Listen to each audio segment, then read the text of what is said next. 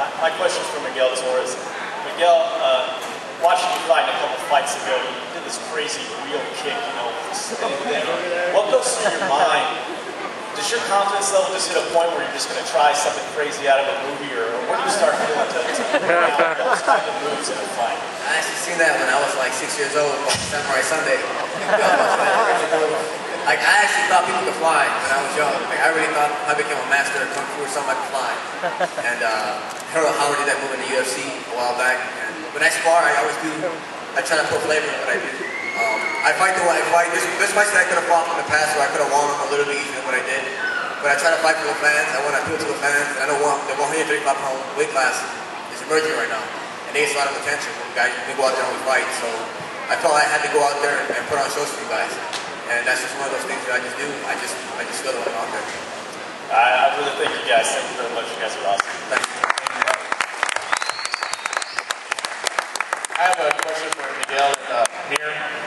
Miguel, you heard all the comments made by Floyd Mayweather Jr. Is there ever a way that you and him can somehow go at it so you can shut his mouth up finally?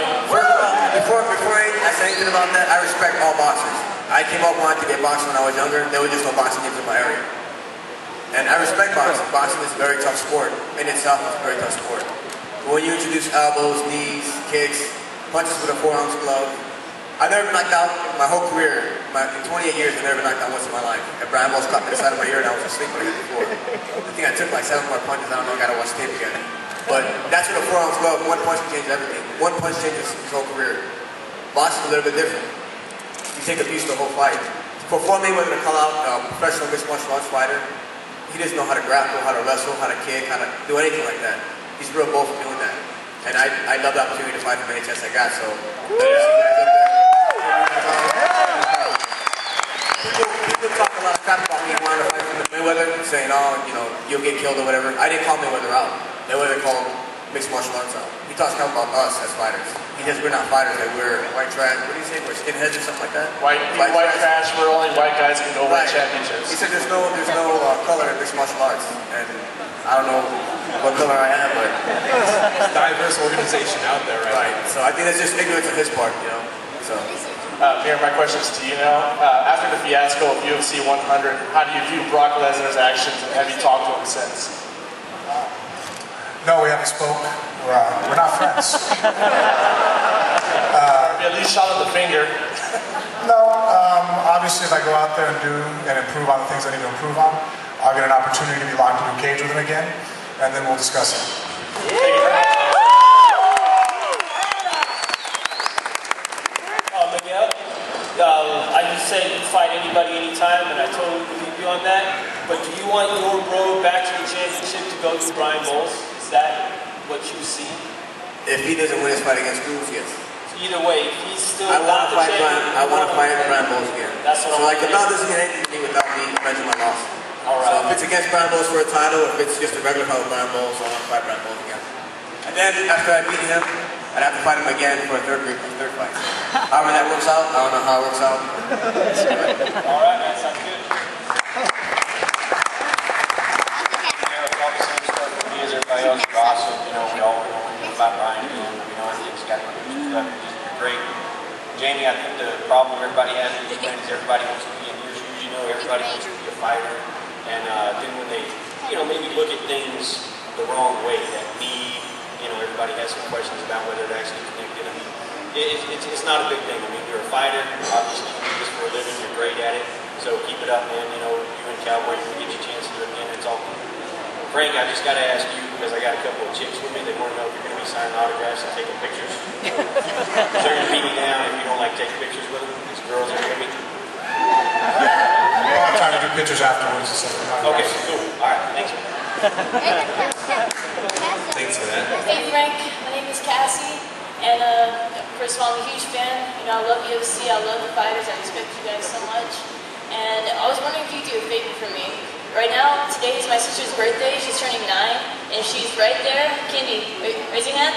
And I was wondering if you could give her a shout out for me, please. No problem. Happy birthday, Kendi. Thank you. Frank, the fight with Rafael Denise, how do you see that going? Say again now. The fight with Rafael and Eves, how do you see that going? Rafael? Yeah, and Eves? You know, it's a tough fight to call. They're both, you know, I think Eves is obviously brings a lot to the game, but Rafael Assunção, I have a lot of high expectations for him. I really like his, obviously his combination of jiu-jitsu and striking. I think in his last fight, he could be a little bit more aggressive. So I think he has all the tools to do extremely well. So I'm going to see how he really showcases those tools in his upcoming fight tomorrow night. Thanks. Two questions, one for Frank, one for Miguel. Frank, you got Congo next. You're just going to take him down and submit him first round, or are you going to try to stand with him and show some of that improved stand-up that you got? Obviously, I want to go out there and get a win. His ground game is definitely his weakness compared to his stand-up game. So regardless of how I feel about my stand-up or my ground, I want to fight my opponents at their weakness. And Miguel, if you had your choice, who would be your next fight at 135? Brian Bowles. Okay, kind of a dumb question, but I was just wondering if there's any pre or post parties. I'm going to be here tonight, so I don't know anything about. I'm going to be with you. Where are you going to be? I'm going to be here with Frank's going to be at, right? We're going to be hiding. My question's for Varner. The first live event I ever got to see was actually you fighting in San Diego. And I was lucky enough to actually meet you the next day at the airport. And when I saw you there, you know, I was actually really shocked because I hadn't been, around MMA a lot. And when I saw you the next day, you had a black eye, you had a cast on your foot, your hand was wrapped up really bad, it was huge. And what I was thinking, I was seeing you, pretty broken, but you were smiling, you were happy, you were